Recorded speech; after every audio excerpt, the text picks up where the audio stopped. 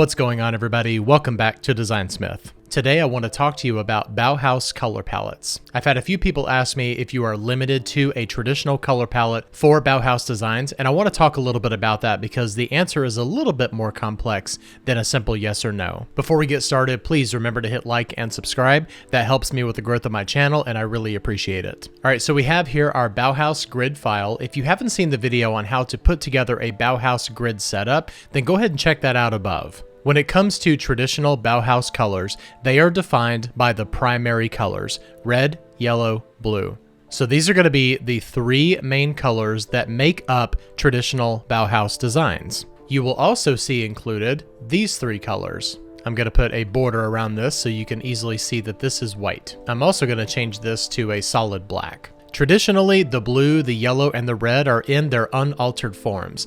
These shades right here are meant to look a little bit more aged to give it a more authentic Bauhaus look. This color palette right here is much closer to the pure unaltered forms of these colors. So the short answer is that your primary colors that you're going to be using are the primary colors, red, yellow, and blue, and you will also use black and white for contrast. This beige color is somewhat artificial in the sense that it is meant to represent the type of paper that was being used at the time. And the color is also the result of these posters aging over time. However, if you want to use this beige for a background color, that's totally fine. And remember, you can also use black, white, red, yellow, or blue as background colors. They do not all have to be white backgrounds. Here are a few more examples of using these three colors, but using various shades of them. The key thing to remember is to make sure that your red, blues, and yellows all complement each other. For example, this setup here is much more vibrant, so the vibrance is actually turned up in all three of these colors. You wouldn't want to do something like these three right here, where you have two warm colors and then a vibrant color. You would want this yellow to match these two. And the same goes for these bottom ones here. This red and blue is nice and vibrant, while this yellow is warm. The most important thing is to make sure that all of your colors match each other.